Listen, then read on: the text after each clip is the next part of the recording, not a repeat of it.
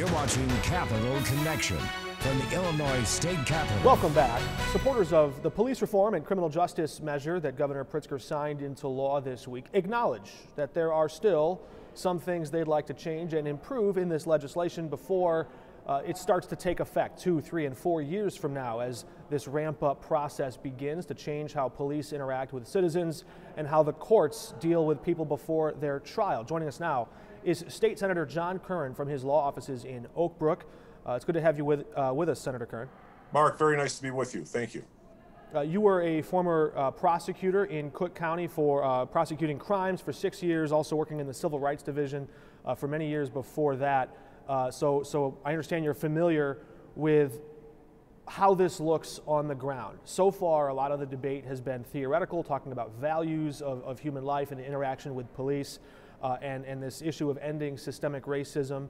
How do you evaluate the law that is now on the books from your perspective? Net positive?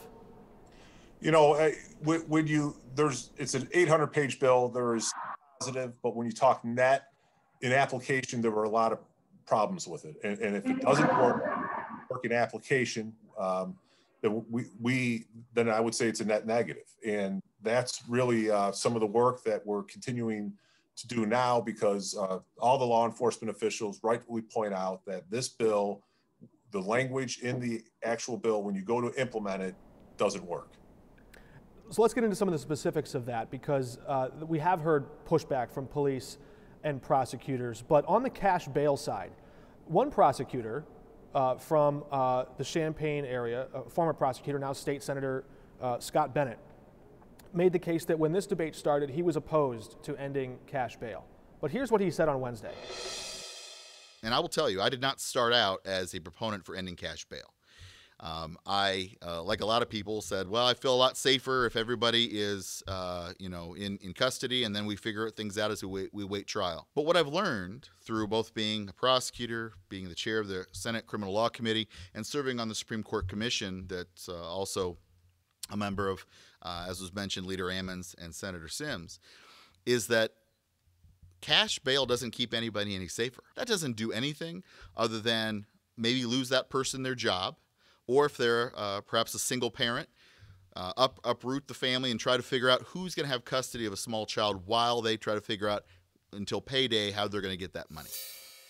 All right, Senator Curran, I want to get your reaction to that, and I would just add a fact that this country incarcerates or imprisons more people per capita than Russia, than China, than North Korea, than Iran. We are the world's leader in putting people in jail. Couldn't this be one path toward changing that? You know, Mark, I agree with my colleague, Senator Bennett, on the premise that cash bail is not an equitable system, and moving away from that is a positive. But the system you move to matters, and it needs to maintain that level of integrity and public safety, and that's where this bill fails. I came out in favor of the New Jersey model on pretrial detention, which moved away from cash bail. That has a broad detention statute in which a prosecutor, when there is a heightened risk of concern for public safety or a particular individual, can bring a motion to detain before the judge on any charged crime. In this instance, in what we passed in Illinois, it is narrow. We have taken many felonies off the table in which the judge or the prosecutor cannot bring forth or make the case that an individual should be detained pre-trial. But the ones who can, correct me if I'm wrong, are those who are suspected or accused of committing forcible felonies. Isn't that the distinguishing line here, those who were violent and those who were not? If it was just that, Mark, forcible felonies, this debate would be over. However, it's forcible felonies that are not eligible for probation, intermittent sentencing, or some alternative to in custody upon conviction. Mandatory prison sentence upon conviction, the individual is not eligible for that pretrial detention hearing, with some exceptions into the bill. What are some examples of those crimes? Aggravated battery is one example, which is a forcible felony, and aggravated battery, aggravated you know, Mark, I apologize. I know I'm putting you on the spot here. Yeah, but I guess let's talk about aggravated battery. So aggravated battery is a perfect example. It is probation eligible. That's determined on facts and circumstances by the judge. However, up front, because it's probation eligible, the judge is not going to have an opportunity to make that determination on pretrial under this bill. So if we took the New Jersey approach, we would give judges broad discretion. It is best to give judges discretion in exercising, you know, caution and safety with the facts and circumstances in front of them, rather than tying their hands from Springfield. That's what the Illinois model does that the New Jersey model does not. One of the curious things about this law, too, is that it includes something which is yet to be developed, so it's hard to evaluate, but they're discussing this risk assessment tool.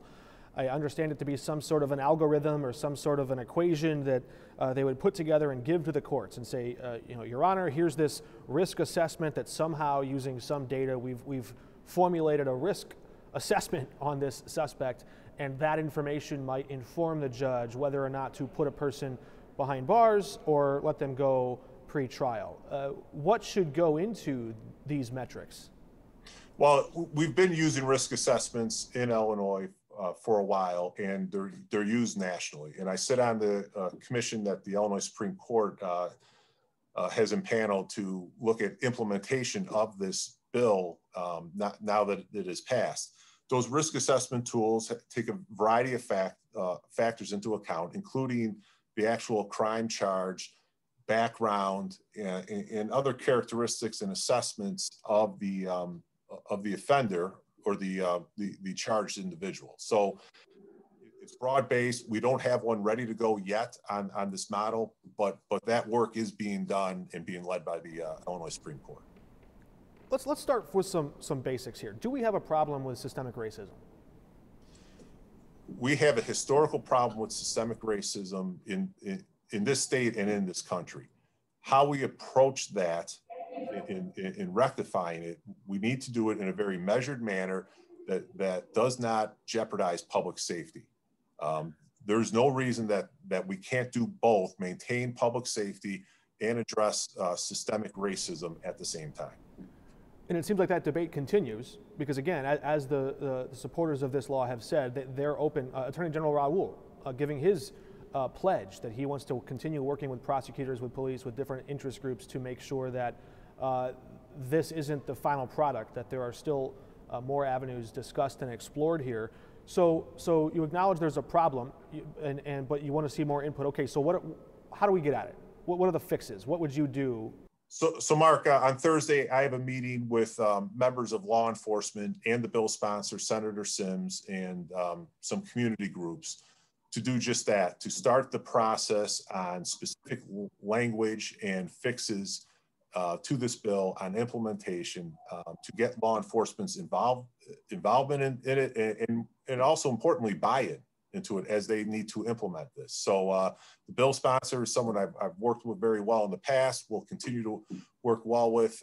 He's open to this. He wants their ideas. He wants their specific language. The language is being put together, and you know, the key points are going to be centered around use of force, the body camera language, specifically on prohibiting an officer from viewing their body camera footage prior to writing their police report.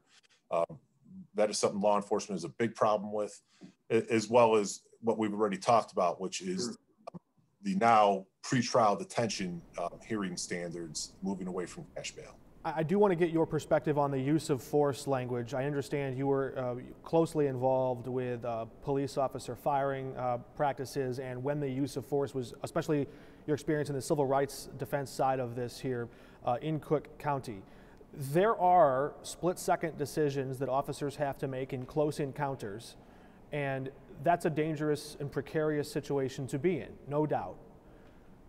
Let's listen to what Senator Sims said on Wednesday about how this law would restrain or restrict police officers in that moment.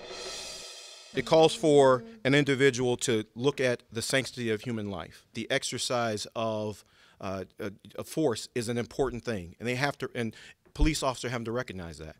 but also looking at the totality of the circumstances. And that's what I get back to, having an individual look at not just every person they encounter as a suspect. The training is so critically important. You can't train away someone's racist heart. Can't train away implicit bias, but you can hold up a mirror to that. That's why the training that will allow someone to understand and challenge those internal decisions for themselves, those internal feelings for themselves, is so critically important. All right, Senator Curran, you heard from Senator Sims there. What do you say, and how do you want to see police officers approach those situations? You know, in those situations, the problem that police officers have with the language here is the terminology, which are now would be the standards that they have to meet in those analysis. We have to make sure police officers are able to respond to the situation in front of them. They use the word immediate. Immediacy has a very specific legal meaning, and you know, we don't think immediacy or immediate in terms of a threat to act. Physical harm, grave physical harm or death is quite the right standard. And because an officer, I mean, when you think about that, and someone with a knife charging at an officer, they are trained that if they don't start drawing their weapon to defend themselves before that individual gets within 20 feet, that 20-foot radius of the officer, it is too late. It is physically impossible at that point to pull the weapon out and defend themselves with that knife-wielding subject coming at them. So when you interject a word like immediate into that equation now, you are changed that whole dynamic in terms of the officer engaging in these situations. So this is really the types of specific language topics we need to discuss and come to agreement on to make sure it's actually applicable in the field. We understand what Senator Sims wants to accomplish. We understand the policy objective, and that is now the law in Illinois. But we have to make sure that policy objective actually has application in the field for these men and women of law enforcement and does not subject them to excessive harm in effectuating their duties. So that's where we need to come together on this. Yeah, a fascinating intersection in the theory of law and the application of justice. We look forward to tuning in as this debate continues. Senator John Curran, thank you for joining us. Mark, very nice to be with you. Thank you. We're back in just a moment with House Democrat Marcus Evans, and an interesting idea he wants to approach in finding a way to curb the rash of carjackings in Chicago. That's next.